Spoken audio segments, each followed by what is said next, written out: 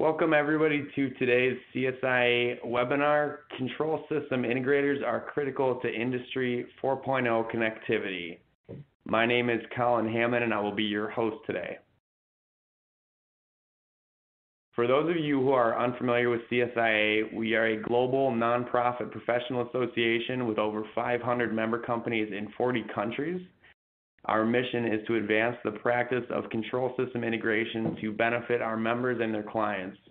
Our vision is to ensure that manufacturing and process industries everywhere have access to low-risk, safe, and successful application of automation technology. CSIA membership offers members access to resources needed to attain and exceed business goals.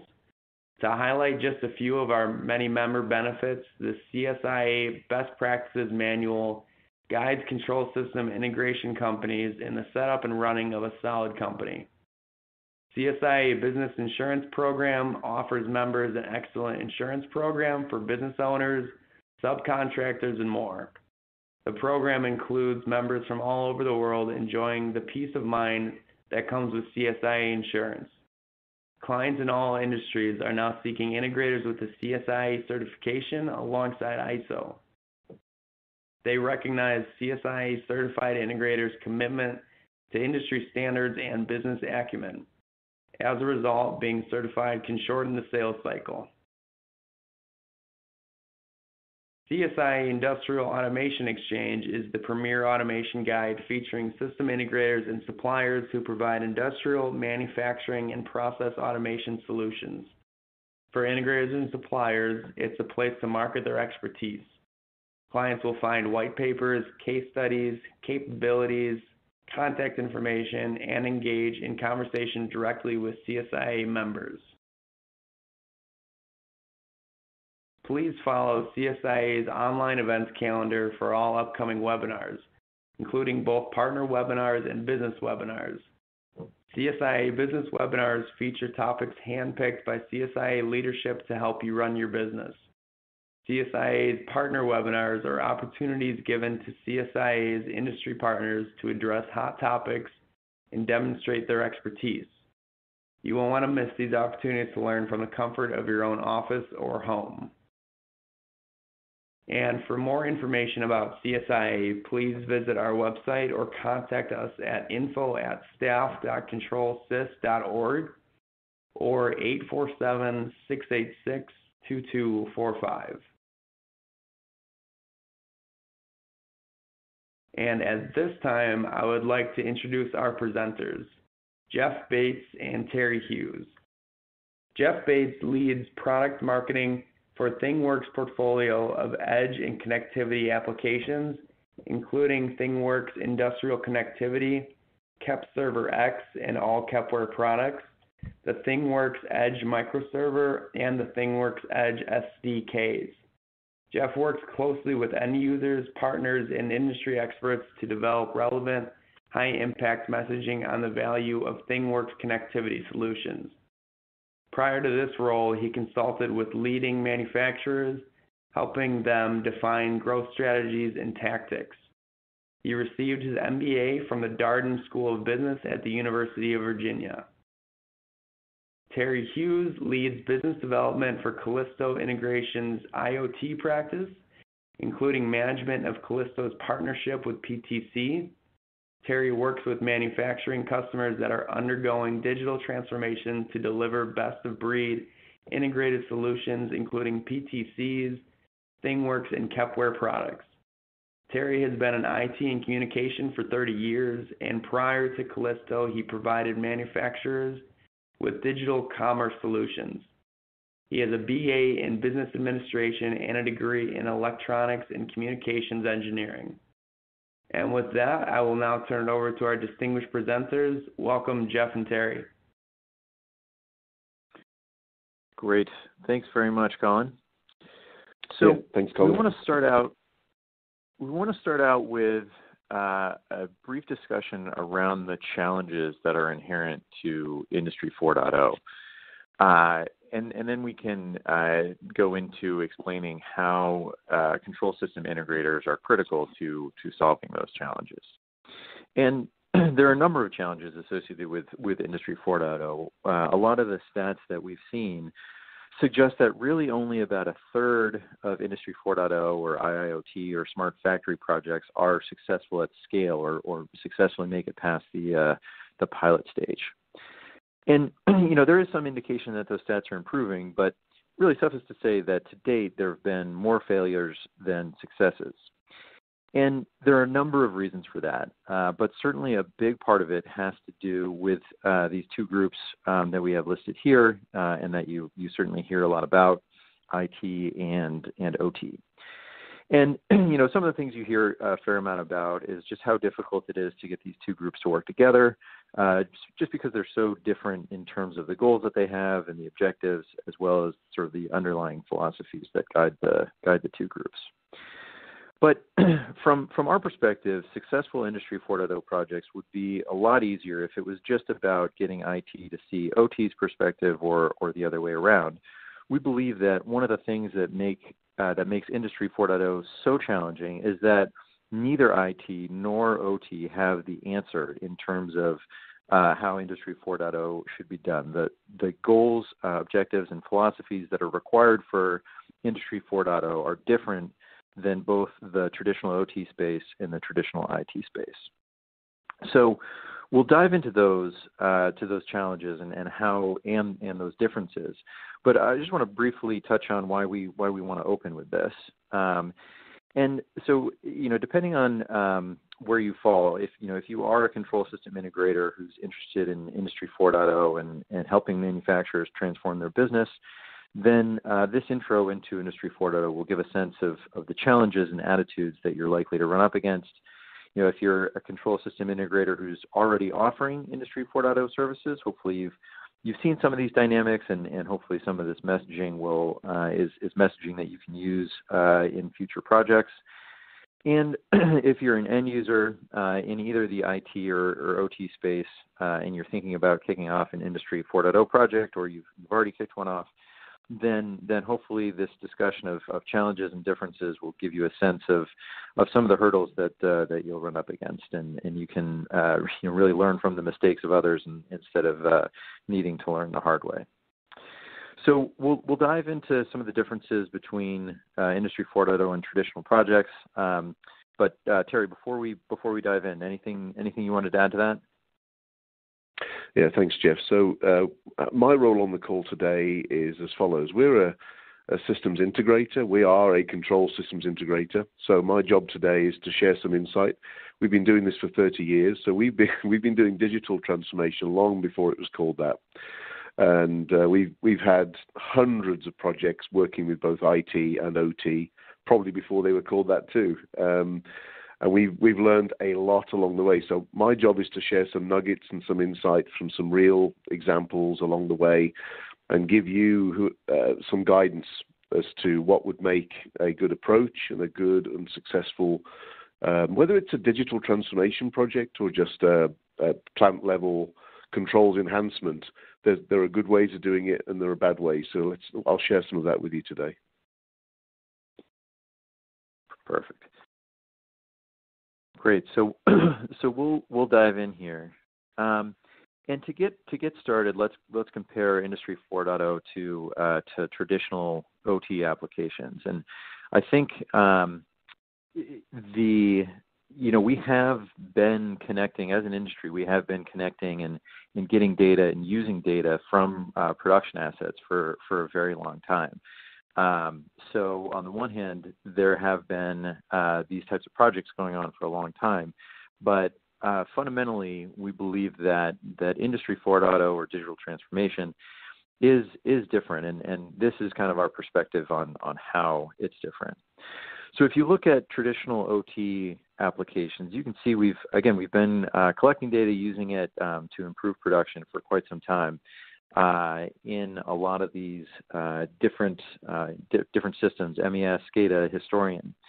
So we've been doing validation, real-time monitoring, visualization, and time series storage for quite some time. But we haven't. What we really haven't had as an industry is the combination of that data. and a combination of those functions. And so just to give one example, if you wanted to visualize data over time, that's easy to visualize data with a SCADA system in real time, but visualizing data over time, that's a little bit more difficult to do since most SCADA software traditionally only offers that real-time visualization. And there are certainly tools out there to do it, but really the Industry 4.0 is moving us towards being able to do that type of thing. So that's just one example. I think another key example is, what if you wanted to do one-off analysis that wasn't directly built into one of these platforms? Or if you wanted to, take action based off of some automated analysis that you have. Well, what we've seen in most cases is that in that case, you're going to export the data to Excel. Lots of people joke that Excel has the highest market share in terms of manufacturing operations management software, which in some cases is probably very true. And so that is the way we've been doing things. It's certainly one way to do things, but it presents some serious challenges in terms of, if you want to get data from more than one of these systems into Excel, there's probably a lot of data cleaning and kind of reformatting that you'll need to do to get everything into the same format. And then also, at a very small scale, you can get the insights using Excel. It's a very powerful tool, but it really doesn't scale across an entire enterprise. What we have today, in a lot of cases, or what we've seen, is that we've created really an army of analysts that are creating really useful insights, but then they're trapped within an Excel document at a specific site and can't be easily leveraged by the rest of the organization. So some of those challenges are what we're trying to address with Industry 4.0. And I think it's important to note we're not replacing any of the existing functions of those traditional systems, since they all have their own purpose and function. But what we're doing is really enabling those insights that are typically generated locally to be shared across the entire enterprise. And that is done most easily with an IoT platform or something similar. And it's important to note, I've got the cloud listed here, but these IoT platforms don't necessarily have to be in the cloud, but there's certainly huge benefits to using public IoT cloud infrastructure, and it really helps you ensure that you can utilize insights across multiple facilities across the entire enterprise. And really, the beauty of an IoT platform is that it's allowing all the data from different systems to be used together, regardless of the system where it comes from. It allows for analysis. It allows for orchestration, automated actions, and that's all oftentimes occurring at a single centralized location and pane of glass. So that's our perspective around how Industry 4.0, or some of the ways that Industry 4.0 is different than OT applications. Terry, I don't know if you want to mention sort of how you've seen this borne out in practice at all. Yeah, if you look at the left-hand side, there is data generated, right? But it's functional. It's data that is there just to execute the task in hand down at that level. Data isn't generally created on the left for any other reason. There's no need to. Data is typically not extracted or shared any further. But if you look at the right-hand side, Industry 4.0, one of the most powerful parts of it is extracting the data, normalizing it, and pulling it up a few layers so that the business, the enterprise, can get business-wide analysis and visibility. So it's data for different uses. But Industry 4.0 is an approach, which we'll talk about a lot in this webinar, that simplifies and normalizes the data down at the lower levels for the things that you've got there in that box: visualization, orchestration, and analysis, things like that. Great. And this is on the right hand side here with those things. Often the things that are listed in that box, oftentimes that is more similar to a traditional enterprise IT project, where you're trying to bring analysis into that single pane of glass. But again, those enterprise IT applications are different than Industry 4.0 applications, in part because all of the data in a traditional, or most of it, all of the data in a traditional enterprise IT application is coming from the IT side of the house, or it's more traditionally coming from the IT side of the house, where it's being pulled in from a ERP system or a CRM system or a database of some sort. And with IT enterprise projects, there are very well-established ways of getting data out of those systems. Most of them have fairly well-established APIs or protocols, and they make the data available, not only available, but available in a format that is useful. Most traditional enterprise IT systems are not pulling data from the OT or operations network, which is in most enterprises kept separate from the IT network. And that's really the major change with Industry 4.0. It's with Industry 4.0, it becomes necessary to bridge the gap to reach down into the OT network and pull some of that production data. And with devices and systems in the OT network, it's usually the complete opposite of those, very well-established APIs and protocols.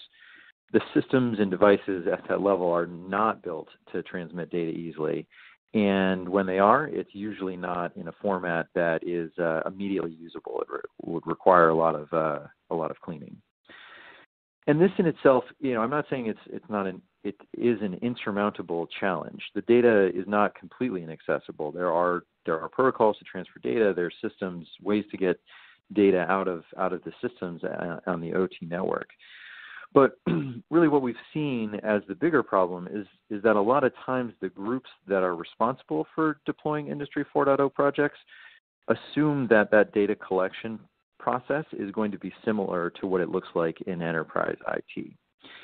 And because of this, oftentimes they'll leave the data collection step until the end of the project, or we'll just make poor assumptions about how much effort that data collection is actually going to take, and that leads to ROI estimates that potentially don't work out. And that is really a lot of times where we've seen Industry 4.0 projects fail. So we want to take a little bit of a deep dive here.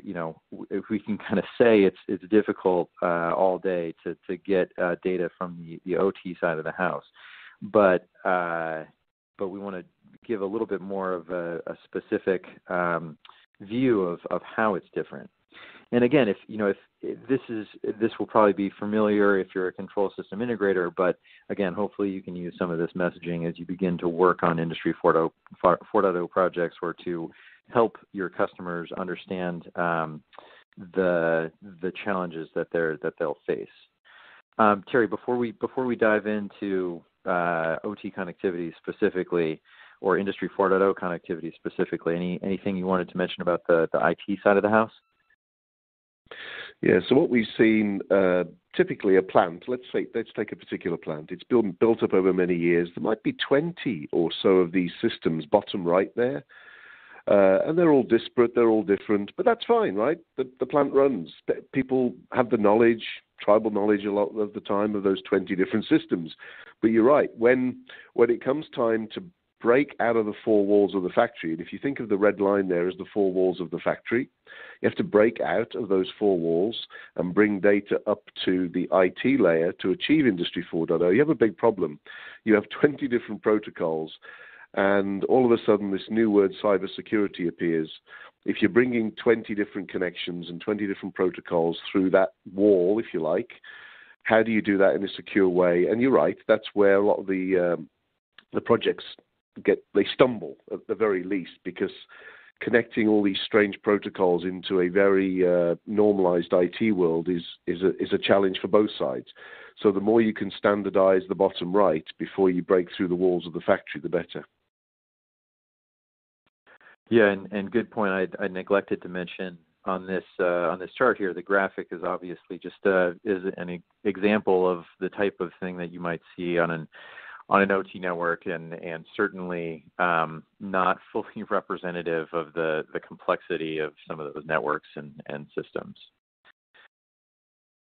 So let's dive in and talk about how IT data, or the type of data that enterprise projects have typically relied on in the past, to Industry 4.0 data or OT data. And there's a couple of axes we want to look at this, and the first one is the state of the data. IT data is often stored in a database. Most likely it's a SQL database or something along those lines, where you're storing, customer transactions, employee data, or something along those lines. And so, the first difference is you need to contrast that to OT data, where the data that's coming off of a PLC is real time, or the data in a SCADA system is all real time. And if you're not somehow capturing that, it's gone forever. On the other hand, you can't capture all the data and just drop it into a SQL base, or even a time series database, because some of that data is changing every 100 milliseconds. Your data storage bill would be astronomical if you just said, hey, we're going to store everything. So you need to store a lot of the data, but you need to be very smart about the data that you need and how it rolls up into the critical KPIs and when to be storing that data. So the next axis is context. And fundamentally, IT data, I don't think it's too far to say that IT data has metadata associated with it. If you think about a typical SQL database, you have a huge number of columns, so that every row, every data point, has a significant amount of data associated with it that you can query. For just to give an example, the transaction might have an amount associated with a dollar amount, a timestamp, an account, an address of that account. All that data is associated with one data point. With OT data, that's very different. You are maybe lucky to get a timestamp and a value with no additional context. And I will mention that that's not universally true. There are lots of people working on getting metadata and a structure associated with the data, but you may not even, in a lot of cases, and especially with legacy machines, you may not even get a data type for a piece of data without talking to a controls engineer. And just to make that real, I think the best example is always the Modbus protocol, which is pretty ubiquitous, used everywhere, present in most facilities. And with Modbus, you have to know the data type going into, and this is getting a little bit low level, but you have to know the data type going in to read the correct registers. And we haven't even started to talk about the context of what that data is, in terms of, this piece of data represents whether or not this machine is on or off. That machine is part of this line, which is making this part, which is part of this product. That's all stuff that's needed for Industry 4.0, but not immediately present on the device. And again, there's work being done to get closer to that, but for the most part, you're just going to get raw data in a timestamp off of the controller. Lastly, I want to briefly touch on data model. And again, I think Modbus is a good example of this. Again, since it's ubiquitous and very representative of a lot of legacy devices. And so, in terms of data model, kind of what I'm talking about, or an example of this is, again, you need to know that registers 40,000 to 40,003 have been configured to hold a variable that is in the long data type. Because if you just read register 40,000 as a word, it's not going to mean anything. And of course, this is all speaking specifically if you're talking directly to a Modbus device without the benefit of any sort of abstraction layer. And I will say, if all this talk of data types and registers and that type of thing has gotten your eyes to start to glaze over, then and you might be starting to regret joining a webinar that's talking about stuff at such a low level, you really want to keep listening to this, because this is the exact type of thing that you don't want to have to learn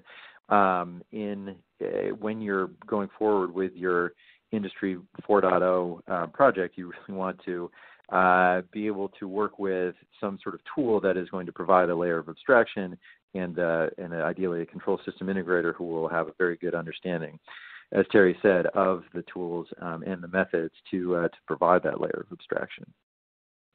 And I think just before we move away from this slide, I think one analogy that might resonate if folks on the call have a an IT background, is the difference between machine code and some abstracted language like Java or C#. OT data without a layer of abstraction is very similar to machine code, where you're talking about the registers, you're talking about moving data from register to register and moving the pointer from one register to another. That's a lot of, and within Kepware, that's a lot of what our developers are trying to abstract away. With that tool that provides a layer of abstraction, you're at least getting closer to an abstracted language where you have a name for a data point. It's in a format that you can work with. So, hopefully this is an analogy you can use to highlight how seriously the data collection phase for Industry 4.0 needs to be taken. I think most IT people that are in their right mind would never choose to write machine code voluntarily.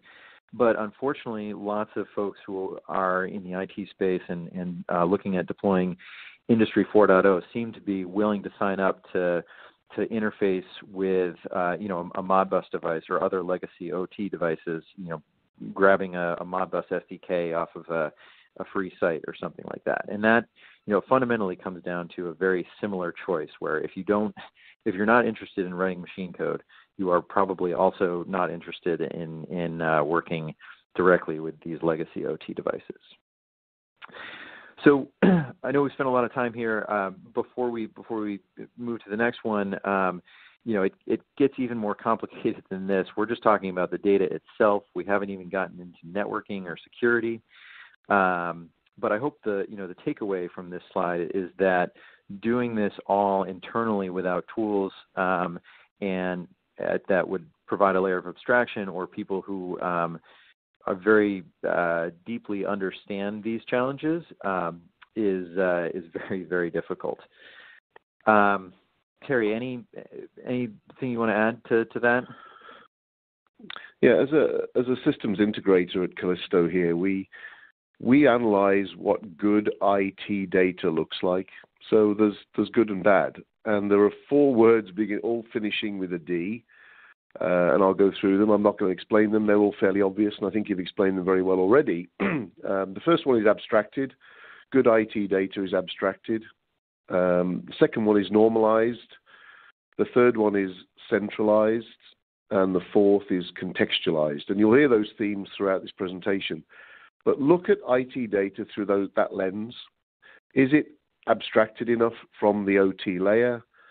Is it normalized so that it can be used in a common manner? Is it centralized so that it's all in one place rather than the plant level? And is it contextualized so that when one data set matches another, some analysis and visibility can be pulled at the enterprise level? So those 4 words are really key to look at that IT data model. Perfect. And that's a great segue to the next slide where, if you come from a control system integrator background or you come from the OT background, you may have a very good sense of this, and you may be saying to yourself, oh, great, I understand all of that. I understand registers. I understand how controllers transmit data. So I'm ready to go for Industry 4.0. But I think it's important to note that Industry 4.0, again, is different from the way that we've traditionally done things on the control system side or the OT side. And I think there are exceptions to this. There are examples where data has been abstracted and follows the 4 tenets that Terry just mentioned. But in a lot of cases, we see a traditional OT project not following those best practices. And it's possible to get away with that for, if you're doing a SCADA implementation or, a plant, some sort of visualization for a specific line, but you can't get away with those things in Industry 4.0, as Terry mentioned. And so we'll go through a couple of examples here. In those projects, in the OT projects, oftentimes the feeling is that really the most important thing is just to get things connected. So it doesn't really matter if you're using a driver that's built into the SCADA system or a third-party driver, or if you build the driver on your own. Any of those things are going to provide connectivity to the devices, so they'll all work. that, again, unfortunately, that philosophy does not work in Industry 4.0. Even if every machine or line, if every single thing that you're trying to connect is a one-off science project like that, then it's just not going to scale. And that's where things a lot of times get hung up. So just as an example, maybe you roll out your Industry 4.0 solution to a number of CNC machines of one type, but then another line or another factory has a CNC machine of a different brand, and the connectivity that you used for that original brand of CNC machine isn't going to work. And if you start from scratch every time that you need to connect a new machine or a new brand of machine, it's just going to take the time that it takes to get connected is going to vary significantly, and your ROI for each project is really just going to be all over the place. You know, it's similar to an enterprise IT project where the connectivity has to be standardized and repeatable, has to work across all machines, devices, and sensors that you want to connect. So that's around standardization. The DIY feasibility part is very similar story. You know, if you're thinking about connecting to a single type of machine, it may make sense to quickly just build a driver to get basic connectivity. But when you move to Industry 4.0, there are a number of problems with that. And one of those is that the requirements with Industry 4.0, the requirements of the system may change as you get new insights. You may be looking for different kinds of data. You may be looking to do different things with your data. So if you built that driver in-house, you may not have built the right features into that driver, and with the changing requirements, you'll have to go back and upgrade it.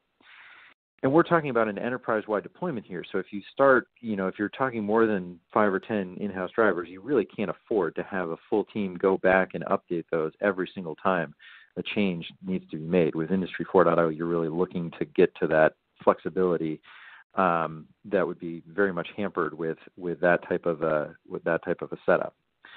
And then just lastly, Terry mentioned before, but there's the issue of security. With an HMI, or a local system, that data is just being passed within a relatively small and hopefully very well protected network segment. So security for those types of projects hasn't been a giant concern in the past, or at least that's what we've seen with some legacy projects.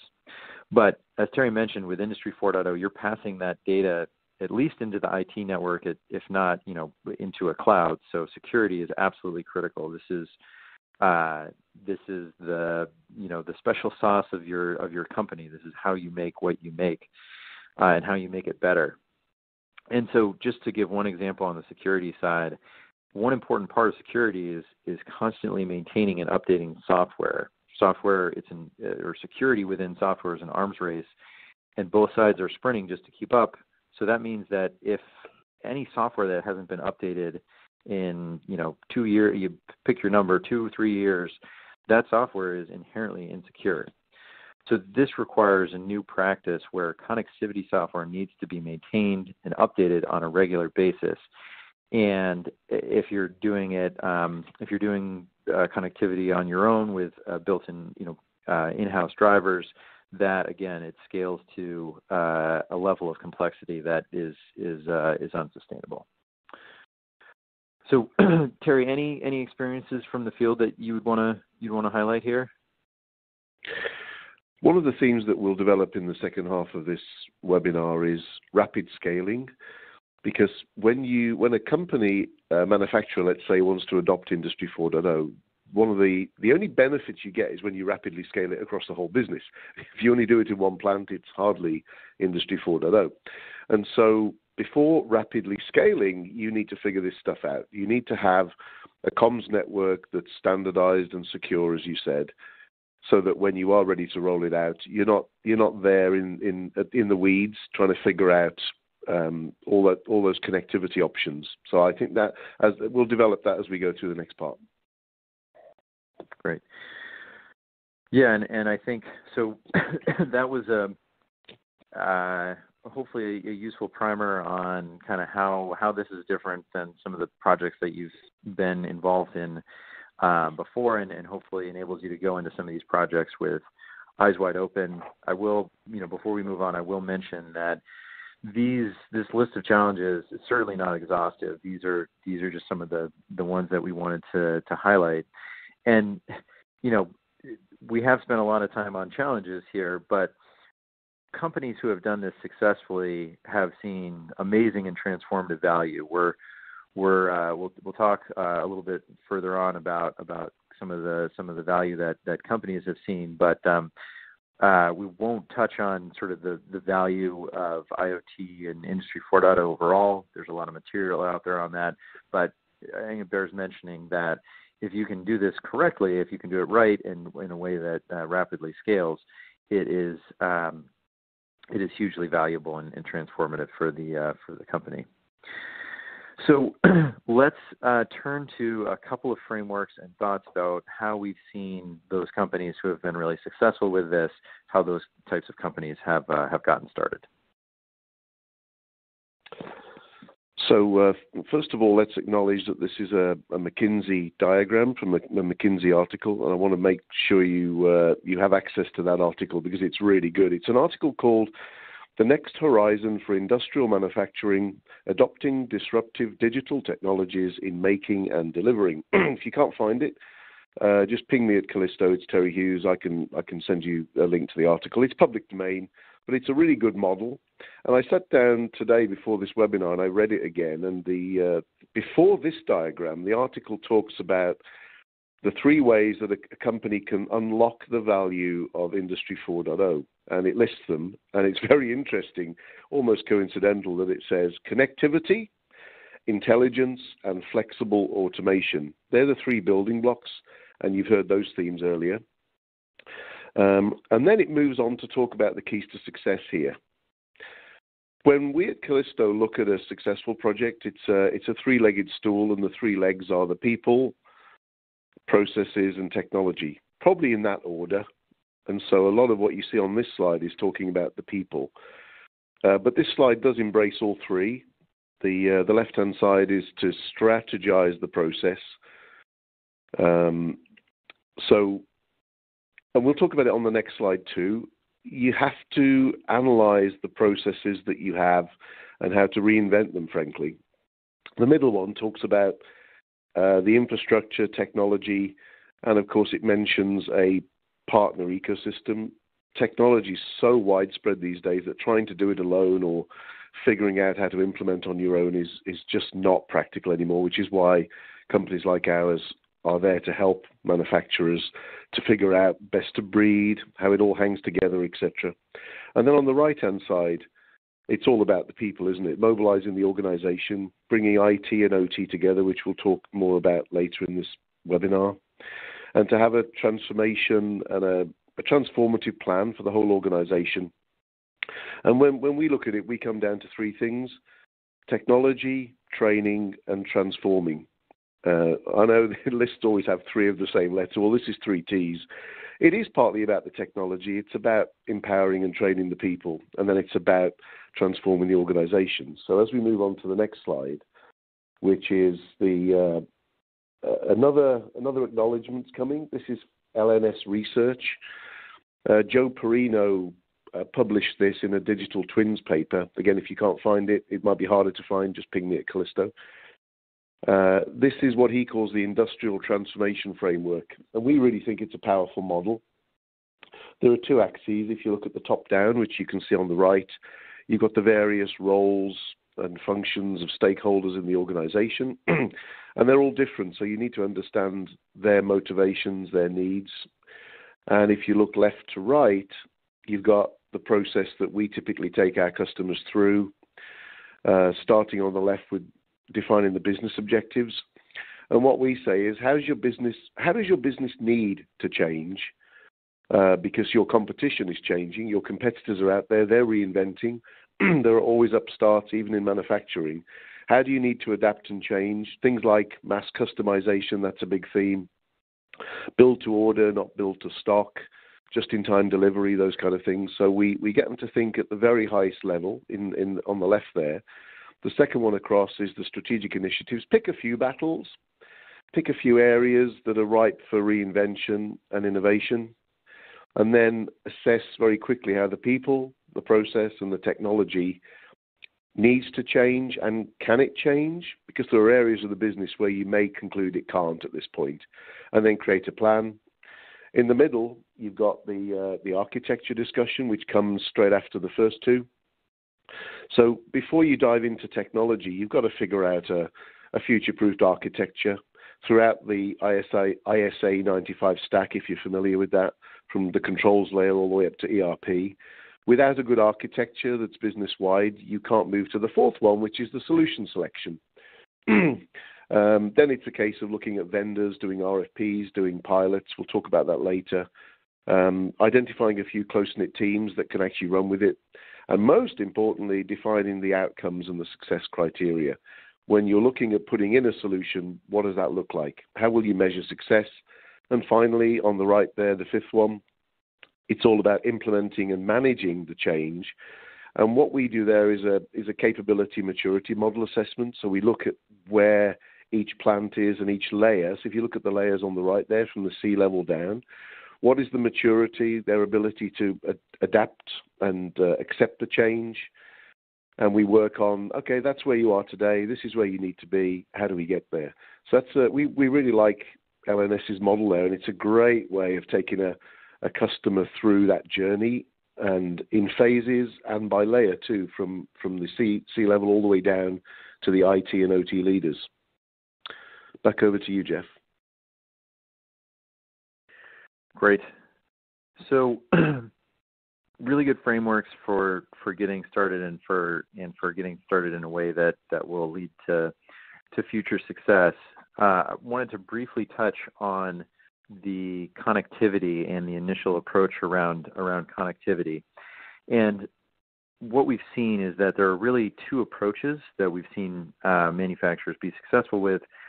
And the first on the left here is really to focus on upgrading the linkages between IT and OT so that data is ready to be consumed in an abstracted way with all of the necessary content. This is focusing on making sure all the data within your operation is adheres to the 4 Ds that Terry was talking about earlier, so that you can get to the rapid scaling. Once you are choosing those solutions, once you are choosing the analyses and problems that you want to go after, all of the data is available to your engineers so they can start analyzing it for insights. So that's one approach that we've seen folks be successful with.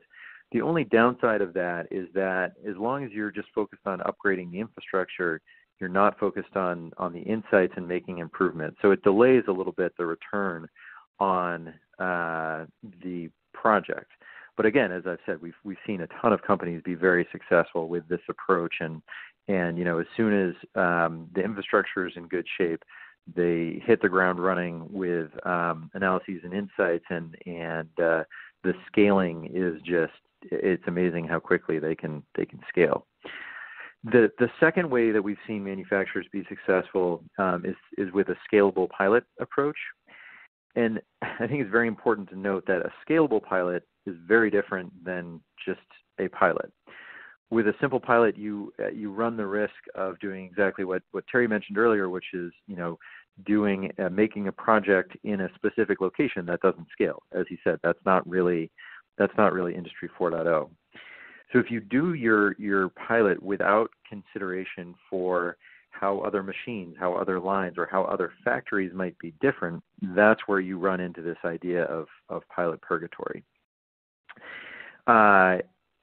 So the solution is a scalable pilot where you're making a pilot, you're focusing that pilot on demonstrating real value for a specific machine or line or factory, but it's designed with scalability in mind so that it's taking into account other types of machines, other architecture, other parts of the organization that are going to need to benefit from the same level of connectivity and analysis. So what you end up with is a architecture that is repeatable, standardized and repeatable across the entire enterprise.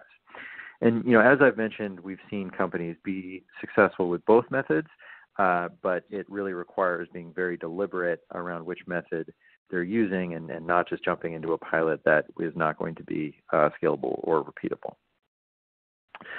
So at this point, we've talked about some of the key challenges and some of the ways that successful companies have got started. And I just want to highlight, or sort of put a fine point on where control system integrators fit in. And there is, and from my mind, I can't talk enough about this. There is significant value that control system integrators can add at every step of the way. The chart that we have here is really just a smattering of the different steps of the process that system integrators can at least facilitate, if not completely deliver. And especially when it comes to connectivity for Industry 4.0, control system integrators are in such a unique position where they span both the OT and the IT worlds. They have, as Terry mentioned, they've done this a lot. So they don't have any illusions about how difficult the process is going to be. And really, once the goals of the project are set, they can help architect and implement, or they can actually take over the architecting and implementing that is going to be most successful. And it doesn't, it's not just on the software or IT side, it's with regards to both hardware and software and networking. So I think, I can talk about this ad nauseum, but it's really important to mention that we work with a ton of companies that have successfully implemented Industry 4.0 or smart factory projects, and many, if not the majority of those companies, have partnered with a control system integrator for at least a portion of the project. So, just from my personal perspective, I look at a fact that only a third of Industry 4.0 projects have been able to scale. And I look at, I have a cursory understanding of some of the reasons that they don't scale, and especially when it's with respect to connectivity. And then on the other side of that, I think about all of the incredible projects that I've seen, been involved in, where system integrators have delivered so much value. I can't help but think that there's so much value in pairing system integrators with end users who are doing Industry 4.0, and I can't point to why control system integrators aren't more involved in some of these projects, but I do have the strong belief that that control system integrators can push some of these projects, a lot of these projects, from the pilot purgatory that many of them are now to a really highly successful project. And we wanted to give you a couple of examples of just how well that pairing can work. So I'll pass it back over to Terry to highlight some success stories. Yeah, thanks, Jeff. Just on the slide that you've got here, Callisto's been around for 30 years, and we still have some people that have been with us for almost the entire length of the company's existence. And I asked them, I said, okay, so if you look at the most successful projects, what are the factors that you can point to? And I got 4 out of them. The ones where we've been successful when we went in early. So if you look at the chart, we got in really early, and we were able to work from a very early position with the customer. We worked with both IT and OT. We bridged that gap. That's number 2. The third is we acted as a facilitator, and you got the word perfectly there on the slide. Not a consultant, but a facilitator. And when we say facilitator, that's really facilitating all of the various parts of the company and bridging that gap, IT to OT. And the fourth is when the customers leveraged us as an independent set of eyes.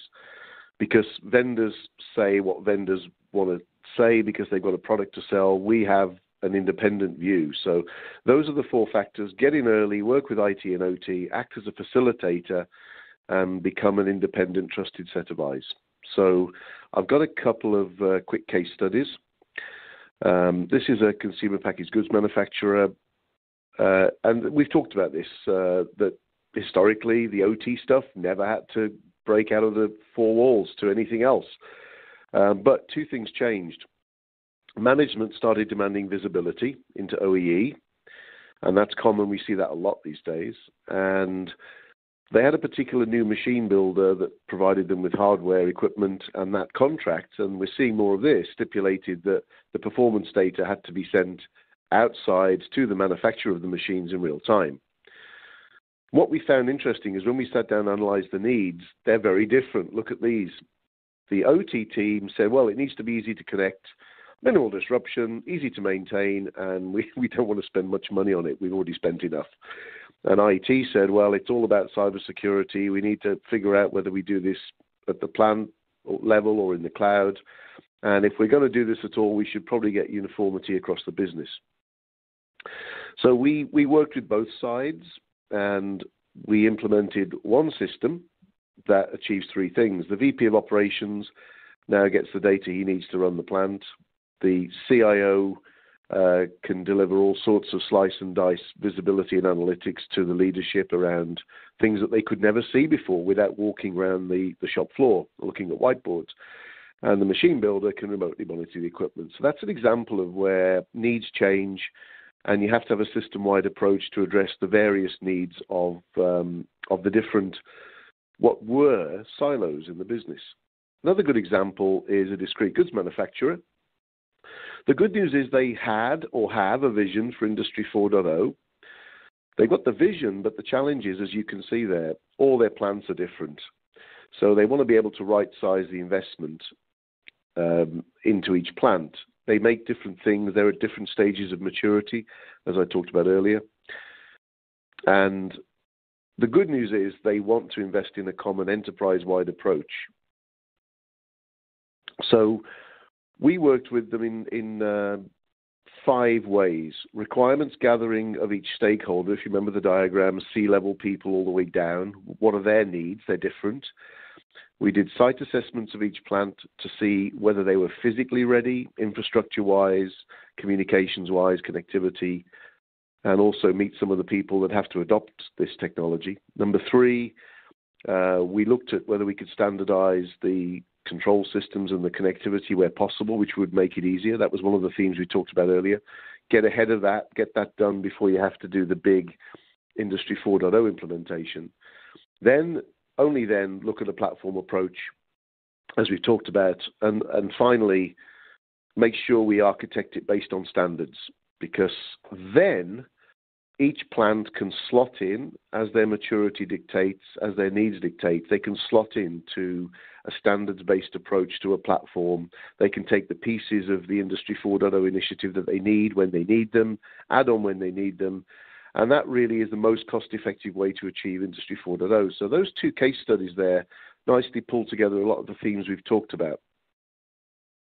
Over to you, Jeff. Great. So I want to make sure we, have a couple minutes for questions. So just briefly on next steps. Next steps are going to depend on A, what your role is, as well as B, kind of where you are in the process here and how far along the Industry 4.0 journey is.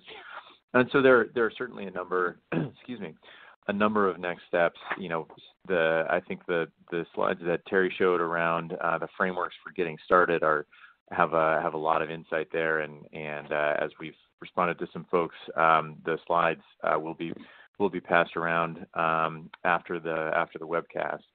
But really, I think an important next step, regardless of where you sit in the value chain here, is understanding that control system integrators can add value to this. So one of the things we've seen is, in a lot of cases, it's the IT organization who's really taking the lead on these projects. Really, it would encourage folks to understand the value proposition of a CSI. Hopefully, we've been able to highlight that today. If you're more of an OT leader and you're probably a little bit more familiar with control system integrators and the value that they offer, make sure that if you are an OT, if you are a leader in Industry 4.0 project, make sure you're advocating for the appropriate use of deployment of control system integrators, or you're working to get control system integrators hooked up with the right people in leadership roles on the Industry 4.0 project. And if you're a control system integrator, then we'd encourage you to tell this story and explain to end users how useful and how valuable you and your organization and the industry can be to Industry 4.0. So I'll quickly pass it back over to Terry, and then we'll do as many questions as we can. Yeah. Again, I'm here to bring some final context. And when we talk to our customers, and if you are a control systems integrator like us, and this will resonate, right? So when we talk to our customers, we say, look, you've paid us a lot of money. By the way, we bill for our services, but where we've been successful, the customer says, what we do always pays back handsomely in the following areas: lower risk, and there's a lot of risk these days with all the new technologies out there; better use of resources and capital; lower total cost of ownership; and the most important that our customers tell us is using a systems integrator is the fastest route to improving the bottom line. That's a quote. The fastest route to improving the bottom line, which is what it's all about.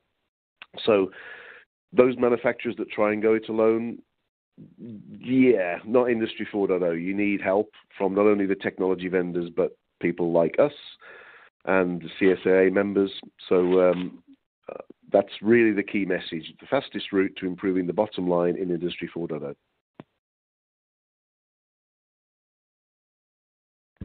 All right, thanks, guys. So we have time for one question. In an ideal world, would you say that IT doesn't have knowledge of the manufacturing environment and OT shouldn't be concerned itself with IT? Yeah, so I think the question was, in an ideal world, would IT focus on IT and OT focus on OT? Terry, really interested to hear your perspective on this, but from my perspective, I think some of the successful, or at least a handful of the successful companies that we've worked with have really merged those two groups, or at least had kind of a reckoning that IT isn't just about, laptops and service desk. It should be applying the best practices of IT also to the communication and computing systems in a factory. So without going too far into detail, I think there's a growing realization that is the case, and I think I've seen that in a couple of specific instances pay huge dividends for companies. Yeah, they can't work in isolation any longer. The manufacturers that think they can won't change enough to fight off the competition I talked about earlier. They have to embrace each other. They have to work together. And the key thing, if you're a systems integrator, is to be the facilitator. All right. Thanks, guys. And on behalf of CSIA, I would like to thank Terry and Jeff for this informative discussion. I'd also like to thank all those attending. We hope you found the webinar informational. When you close out of the webinar, a link will pop up for a brief eval. We would appreciate if you would take a moment to share your feedback with us. And we'd also like to remind you that a recording of this webinar will be available for viewing within 30 days of this event. Please visit the CSIA website to view this recording or a past webinar you may have missed. And that concludes our program for today. Once again, thank you for joining us, and have a good day. Thanks, Terry. Thanks, Jeff. Thank you. Thank you.